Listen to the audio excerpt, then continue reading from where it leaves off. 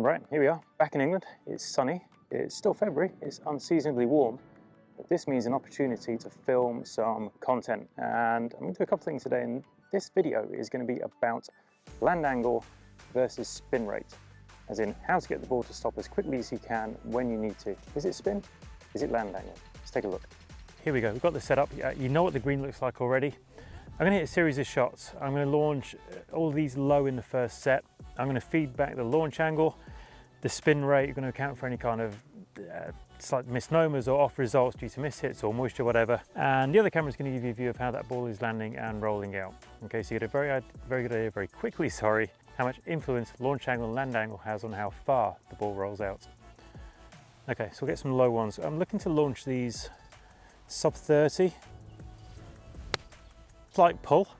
That might be subconscious because I can see everything going that way. Okay, spinning at 5,000, carrying 20, launched at 29, right? So we've got that sub 30.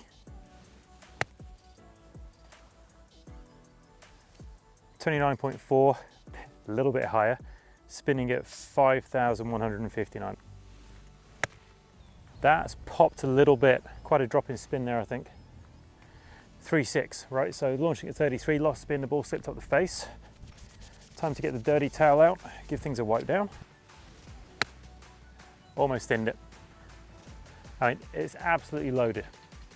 Absolutely loaded, 5,700. Launching at something a little bit, 24.4, right? So that was a miss. It was a spinny miss, but it was a miss.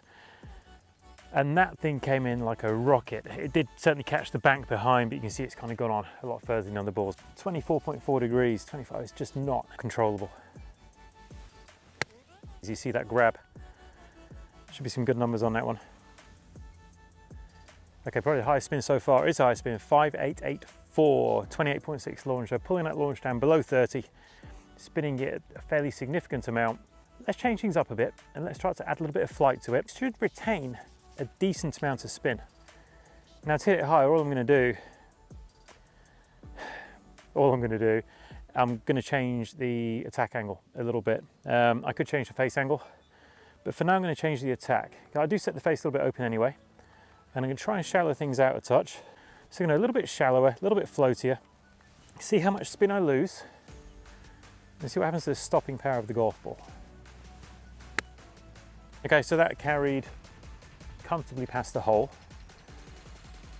Launch, I'm predicting mid-30s. Let's take a look. 34.1, spun at 4,700, right? So we've dropped under the 5,000 mark. It's 1,000 RPM less than the last ball I hit, but it has stopped the shortest despite carrying probably one of the longest carries.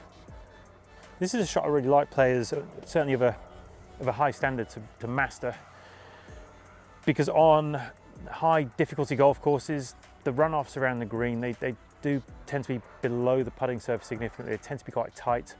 You can get short-sighted onto firm surfaces, and you need something that has some control via land angle, not just spin. So something kind of mid-high with a little bit of spin retention on it is a shot that's very useful when courses are more demanding. Let's go again.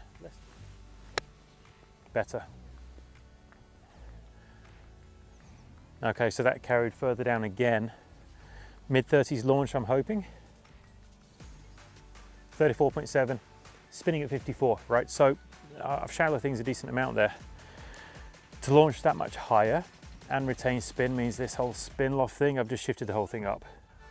Let's we can nudge it up. I'm gonna try and get one that's maybe 35 plus, just to see how much spin loss there is and what happens to landing control. Just do a little bit more with face angle here, a little bit with ball position.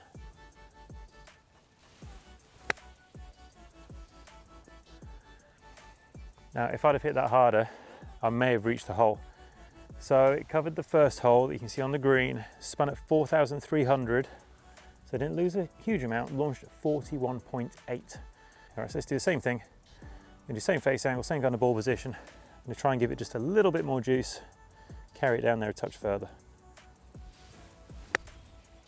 All right, so let's finish at dead flag high, carried halfway between the hole on the green and the actual hole I'm going for. Spin still looked pretty good. 4,500, still 4,500, launching at 40.4. Just massively different from launching. There was a miss at 24, remember, I'm discounting that, launching at 27, 28, spinning at 5,500. Yeah, it's spinning more. Man, that stopping distance is massively different. Right, we've shifted forwards, a couple of steps off the mat. This is wet, it's not tight. We're gonna go with the same move I was making to hit the flat shot off there. I'm not gonna try and alter things because I know the ball's gonna slip. The ball's gonna slip, it's not gonna spin at 5,000 from here, it's just the conditions aren't right for it. But let's just see what we do get.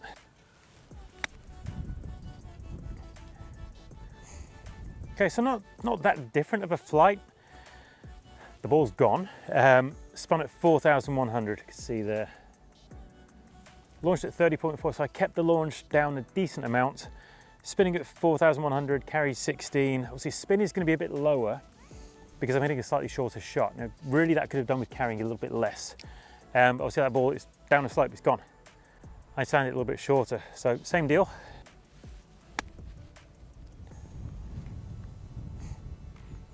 Okay, so you hear it kind of trying to grab, but that's going to be lower still. 3,200.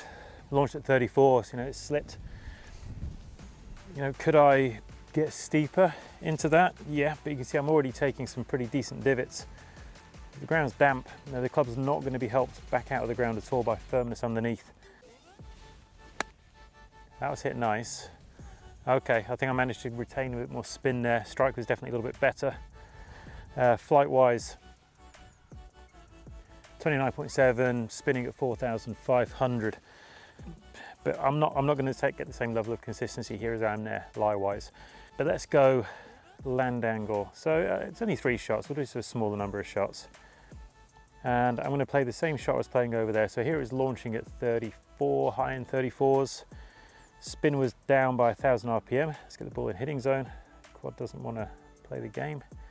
Here we go. So we kept facing pretty much the same position. I did a little bit of ball position. I'm expecting a little bit less ground disturbance. I've just put moisture on the face, dirty up the trousers. Significantly higher and no spin. Almost right next to the first ball of the other set that I also screwed up. Launch jumped up at 43.5, so that moisture really came into play. I just hit it way too hard. So a little bit better job. I'm going to try and land this halfway between. I kind of feel like you should be able to stop it, landing it a little bit further down.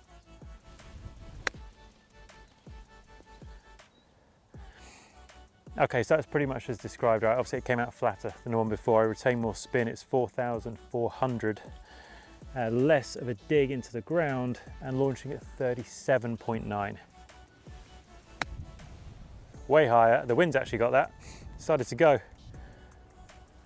That carried an awful lot further and it just stayed on top. You won't see it from the front camera, but you see it from this one. It's maybe 6.5 feet long, but I did carry it way too far. Let's look at the numbers. 3,100, launched at 44. So again, significantly higher launch.